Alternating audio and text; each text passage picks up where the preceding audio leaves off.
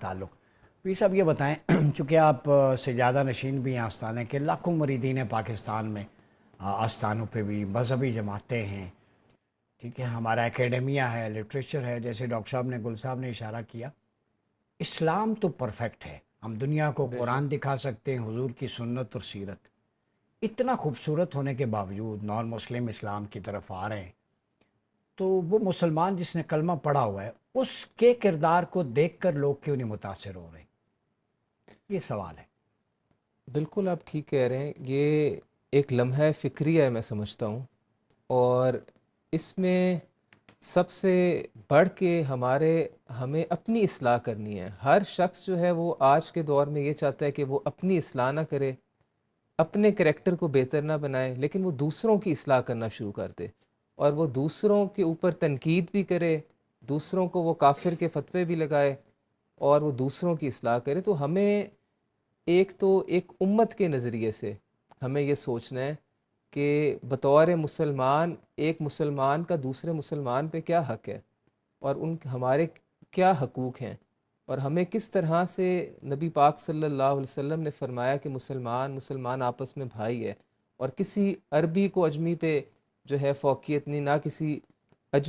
عربی کو اجمی کے اوپر۔ اچھا ایک چھوٹی سی یہاں پہ انٹرپٹ کروں گا کہ آپ کے ہاں چونکہ آستانے پاکستان میں بہت ہیں، ٹھیک ہے، روح کی بالیدگی کا عمل ہوتا ہے، اور یہ بہت بڑی بلیسنگ ہے کہ آپ لوگ جہاں جہاں بیٹھے ہیں لوگوں کو کنیکٹ رکھا ہوا ہے ریلیجن کے ساتھ، سنت کے ساتھ، ان کی تطہیر قلب، تزکیہ نفس کا، انبیاء کا آبجیکٹیو آپ کرتے ہیں، بالکل درست ہے، اور وہ جھلک ان میں نظر، میں آل اوور سوسائٹی کی بات کرتا ہوں کہ آپ کیا سمجھتے ہیں کہ صرف پاکستان میں مذہبی جماعتیں یا سجادہ نشین یا ان کے مریدین کی ذمہ داری ہے کہ اس نظام کے لیے اسٹرگل کریں، بات کریں، یا اکیلا عبداللہ حمید گل یا سعد نذیری تکمیل پاکستان لے کے چلے گا؟ تو کولیکٹیولی ہمیں اس نظام کو بدلنے کے لیے کون سی پیسفل ایفرٹ کرنی چاہیے؟ جی، سب سے پہلے تو میں یہ سمجھتا ہوں کہ ہمیں ایک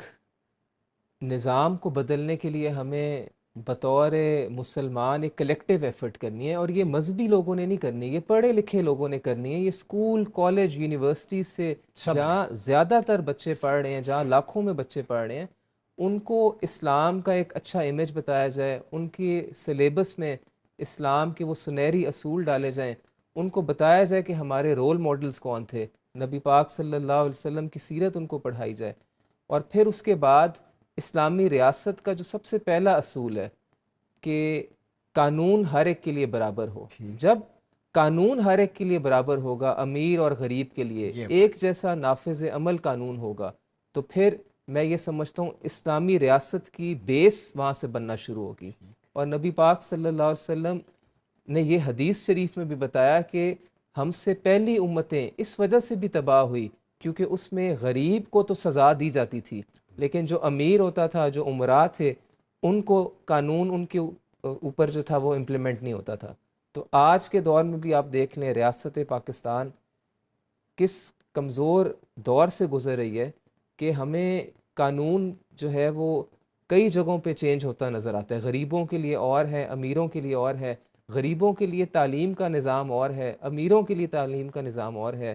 اور پھر جو امیروں کے لیے تعلیم کا نظام ہے وہیں سے لوگ بیوروکریٹس بھی بن رہے ہیں، وہیں سے لوگ جو ہیں اچھی اچھی وزارتوں پہ بھی جا رہے ہیں۔ تو ان کے سلیبس میں بھی جو ہے وہ اسلام کے ایسے چیپٹرز ڈالے جائیں جو نبی پاک صلی اللہ علیہ وسلم کی سیرت کو ہائی لائٹ کریں اور اسلام کے جو ہے آبجیکٹیوز کو ہائی لائٹ کریں۔